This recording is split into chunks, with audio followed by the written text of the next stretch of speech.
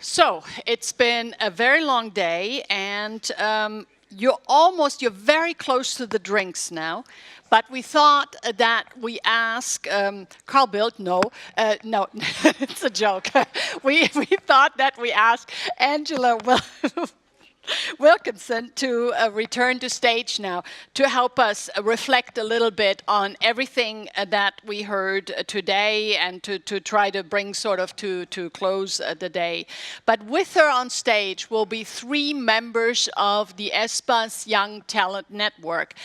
They were very active today, and I'm very grateful for that. But just for you to know, when we restarted sort of the process in 2015, there was really a consensus among us in ESPAS that we need to bring in the next generation of leaders, because why would we be talking about the world 2030, 2035 when some of us will then already be retired? So it's very important that these younger people be part of that discussion. And I have to say that this year's group is outstanding. You will hear from them in a moment, and Angela will lead this last session. 15 minutes between Angela and your drink. Okay. I'm getting off stage now.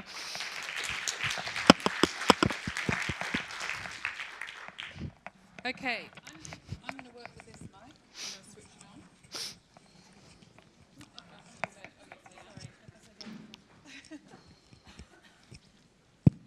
on. Okay, I'm going to work with this mic because this isn't about me providing you with a summary of everything that's happened, because that would be impossible. Standing on stage with me are 3 understandably very nervous young leaders, right? They have been put on the spot. They have been given about an hour this afternoon to give us a synthesis and reflection on their key takeaway from this meeting, right? This has been an incredibly rich and broad conversation. And I have given them the added challenge of trying to manage time by telling them that what they have to do is give me an elevator pitch. That actually, if I was Jean-Claude Juncker and I was on the 13th floor and I got in the lift on the ground floor, there are precisely 13 floors at which to convince me that something needs to change. Now, they might not be pitching to Juncker, but I have asked them to try and pitch.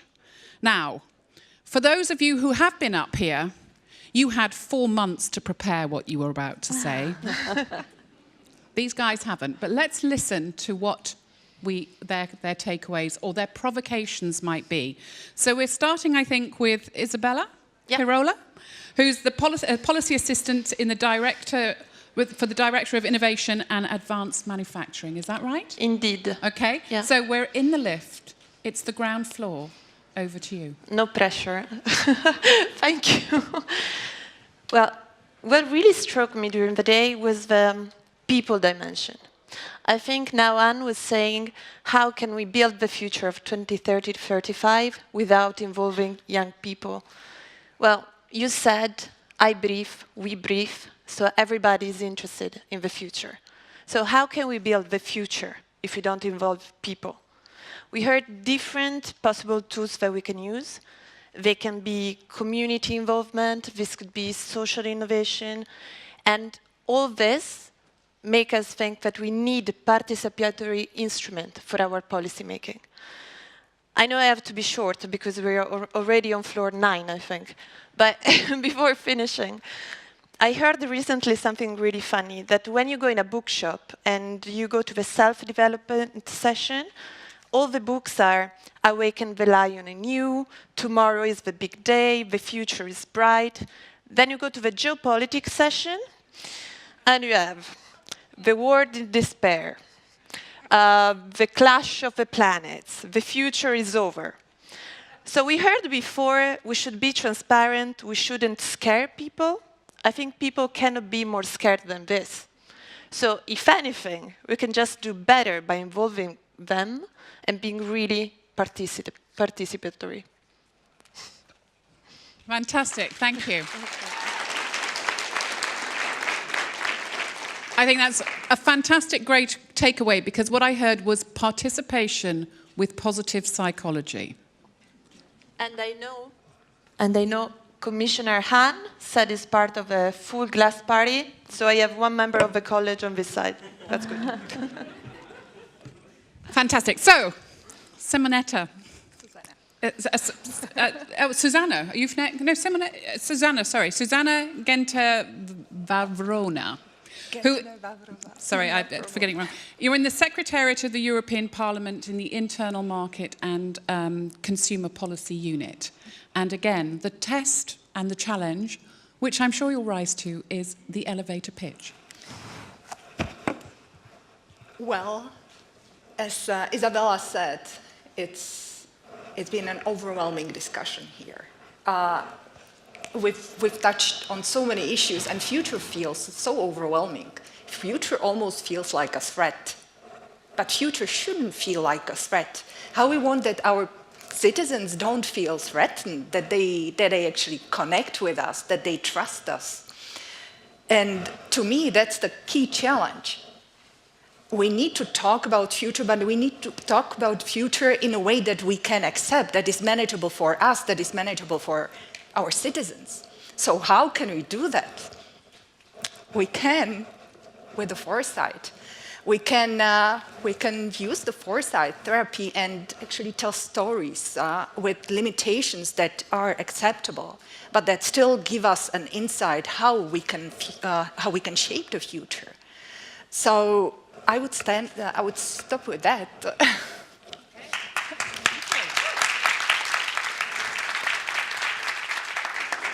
I'm quite tickled by the thought of foresight therapy. All right. Our third speaker is Simonetta Cook, and you're at the European Council and the Strategic Planning Unit, yes. Right? So perhaps, if you allow me, my pitch would probably be to Donald Tusk, my boss. He's regrettably on the 11th floor, however, so I think I'd have to be a little quicker. I would probably say to him, Donald, look, I've got 3 slightly more operational points I'd like to share with you. First of all, Donald, we need to start talking about foresight. It's still too much of a relatively novel concept in the EU. It's not a sexy buzzword, it's an absolute necessity. Everybody's doing it, we need to be on that foresight bandwagon as well. I know you've been dealing with a lot of immediate crises at the moment, but arguably some of those could have actually been resolved if we had worked a little bit more in our strategic thinking beforehand. My second point is we need to do this together. We can't work on foresight, each one in individual institutions. We need to try and pull this together. It really doesn't really make much sense if each different EU institution is developing its own future strategy. Let's try and get together. We do it to a certain extent in our legislative programs. We see what our priorities are on a yearly basis. We do it as well to a certain extent in terms of our priorities for a legislature. So if we can do it for 5 years, let's pump that up to 25, 30 years. We've managed to do it in the past. Our forefathers managed to do that to the EU. They had a grand vision of the EU. They managed to sell it, and we need to do the same thing. We're overplaying that card, the vision that we had 50, 60 years ago. It doesn't have the same shine and the same appeal to the younger generation than it did before. They had a very clear view, let's build an economic union that's politically or potentially politically integrated as well. Let's revisit that vision and let's have a new one. And finally, my third point, we need to develop some mechanisms within the EU to deal a bit more quickly with some of our problems. We're seeing that developments are, or there are changes that develop at an unprecedented rate. I think that's a big takeaway from here, just how quickly changes are occurring. And unfortunately, to my mind, the EU is ill-suited to regulate in a world where the environment is changing quite so rapidly because of its sort of heavy structure, long procedures. We need to find a quicker mechanism to actually regulate these areas. And that's it. I think he's more than right.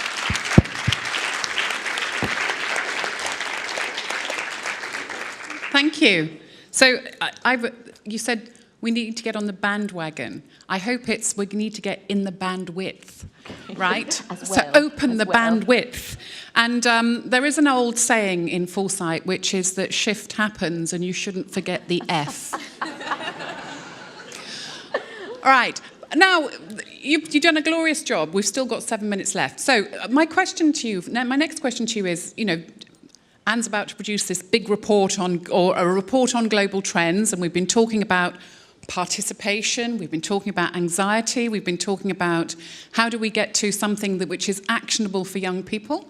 Are there questions you'd like to throw out at all to the audience around what comes differently to just thinking about trends reports, or is there a question you'd ask any of the people sitting in the audience about what you'd like to know about how you address an updated vision, dealing with anxiety, or people participation? You put the challenge there. Is there who would you want to ask that question to? So we can pick somebody from the audience? Well, they might not be in the audience. Just pretend they're in the audience. Okay, too bad. If you could have a conversation with anyone around what you've just asked, who would it be? I would like, Ariana, about how do you deal with the anxiety? Because for Singapore, you want to engage. You want to engage the community. You want to get their feedback. You want to incorporate it in your policies. So what could we learn? Because we have a lot of anxiety at different levels with different dynamics in our member states. Yeah, if you can do it in an elevator pitch. Let me tell you a story about it. The example that I shared with you about the Singapore conversation, some of us were involved in facilitating that, and it was the first time we were doing it in such a broad, participatory way. We started by having to convince politicians to even start by doing it. That we kind of cheated a little bit with, because we told them, well, you can do it open space, which is very, very free, or you can do it as a town hall, but that's very boring. And then we got them to land on the middle zone of the facilitation method that we liked. So slightly stylized, but they did it, so that was useful. And I can tell you that on the morning of the facilitation, there were small group facilitators, 8 of them, and then a very good friend and I, Jacqueline, we were the group facilitators of the entire room.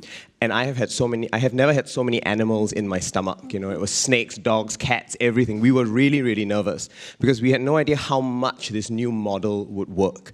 But I think if you're convinced that it's going to work, then you need to have piloted it a lot before, tested it a few times, and we ran so many small experiments just to make sure we ironed out the kinks. So by the time we got to the public run, we were still nervous, but we knew that we had tested it enough, and we thought, all right, let's have faith. This can actually work. So I would say pilot, test it as much as you can. Do it with really critical civil servants. They will give you the most critical feedback. Don't bother testing with the public, because a lot of them will give you very polite feedback. But do it internally and get really harsh initial criticism.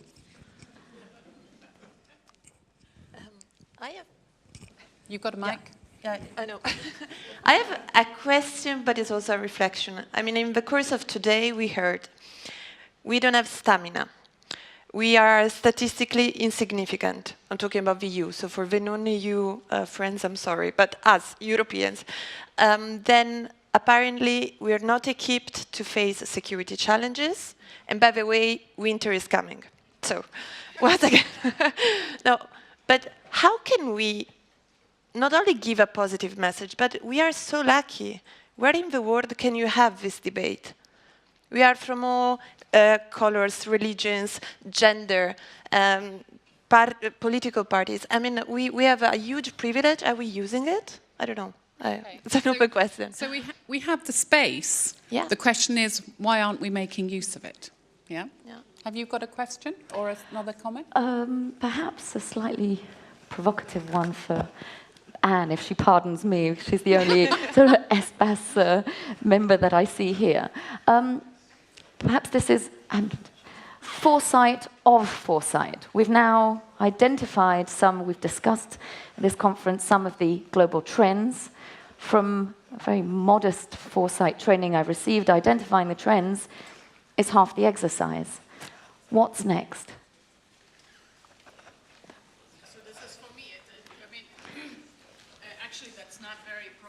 That's just sort of common sense at the end of a day like this.